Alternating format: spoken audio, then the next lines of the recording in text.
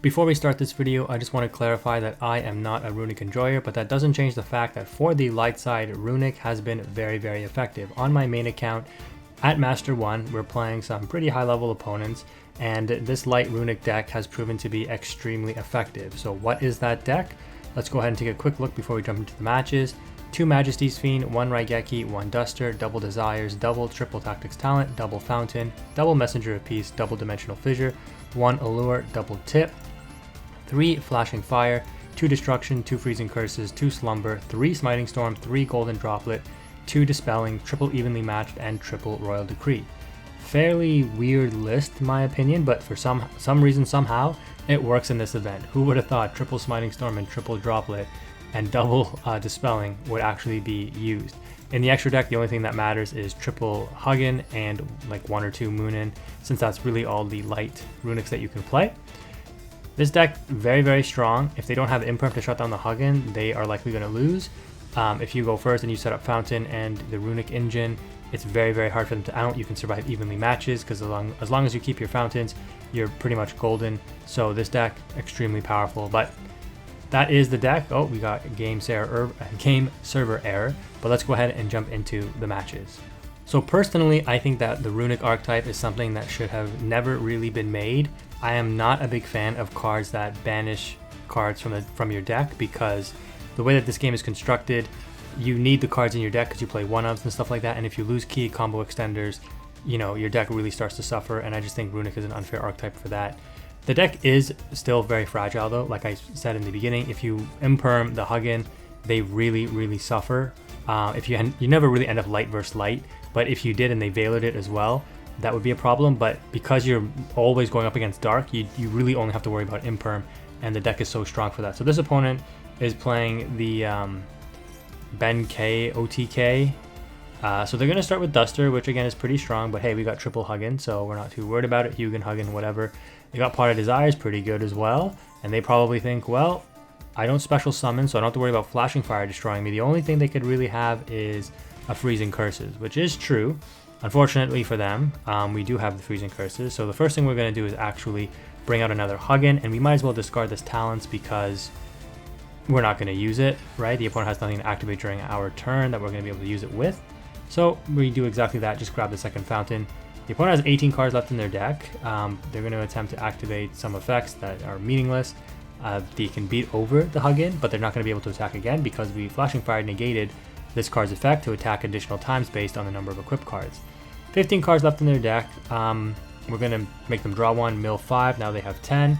And then Fountain, put back 3, and draw 1. So a little lucky that we drew the Freezing Curses, because I think that's really the only thing we could essentially draw that would allow us to survive there.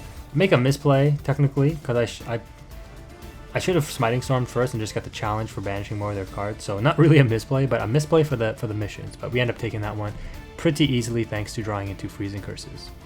So personally, I think the light side definitely has the weaker end of the stick, despite being able to play more hand traps. The dark decks just have way more combo potential. The Exosister deck, which is very expensive, is the best light combo deck, but the RUNICK deck overall, I think, has the most success, just because the RUNICK cards are so powerful. So the light options to do well with are kind of limited. Don't get me wrong, there's still decks you can play, but it is what it is, right? I mean, Dark just has more variety, more combo, more dynamic plays, and therefore that's why more people are on Dark than Light in the stat screen. In this matchup here, you know, we're going up against Master players, so they know what they're doing. This guy's on the Phantom Knights, DPE, Danger build, so they're popping off. Thankfully, they don't have like the perfect hand where they can go for like some insane board. So all we really have to end up dealing with is a Time Thief Redoer. But this deck just extends constantly. They're going to set 2 more, and I think we know 2 of them are Fog Blades, which in and of themselves are extenders when they go to the graveyard. So even though we have Duster, it's not the greatest. Time Thief Redoer, and I'm just like, they're going to get a spell, which is a draw 1, which isn't great. They actually end up taking a trap, which is like insane, because now I'm forced to try to out this thing before I can use the trap to place a face-up card like my Fountain on top of my deck, because I can't protect that with Hugin. I think I can protect it with Moonin, but I'm not bringing out a Moonin, right? I'm going to be bringing out a Hugin. So we're going to go ahead and Flashing Fire to force the activation of the Time Thief. We have to do this because they got the trap card. And then we're going to Dispelling out Hugin to search Fountain, discarding the other Flashing Fire because we already used one this turn. We grab Fountain, and now we're going to be able to draw 3, thankfully, off of the Smiting Storm. The opponent is going to chain one of their Fog Blades to bring back an Exeast, which will trigger the Rusty, unfortunately, to destroy a card. But first, we're going to activate Fountain to draw 3. And sure enough, they are triggering the Rusty. We have to banish the Huggin to protect the Fountain that they would destroy. And they bring back Phantom Knights, Torn Scales.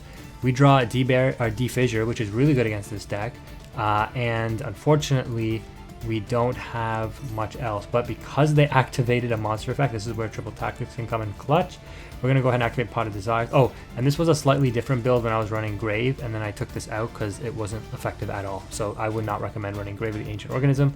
But the opponent, I guess, was just like, yeah, he drew like 4 cards, and he's playing Runick, so I'm just going to scoop. All right, in this video, we are on the Majesty's Fiend, which is interesting. We're going to start off going first, bringing out the Huggin with the Destruction, and we got to keep the Golden Droplet, unfortunately. And then look at this, I pitched the tactics, and I'm like, oh, of course he has a hand trap, and they're going to Havness me. Thankfully, they don't hit anything off the Havness.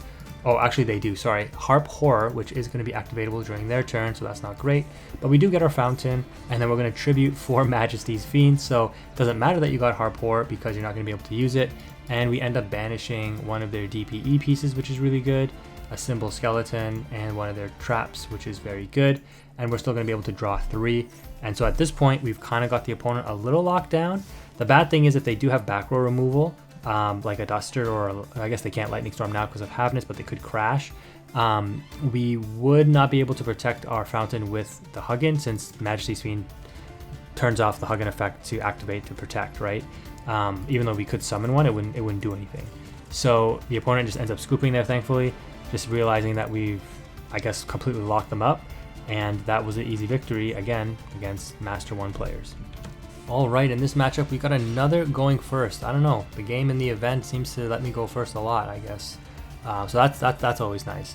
Anyways, we start off really, really strong. Fountain into tip, and we see that the opponent is on Dark Lord, so this is another thing that's super broken about Runick, is that you just immediately know what your opponent is on. It's kind of like the Ishizu cards, and you know how much, if you've watched my channel, I hate those, because as soon as the opponent mills my deck, which is Floowandereeze, I lose some key resources. They know what I'm on, and yeah, this opponent just ends up scooping.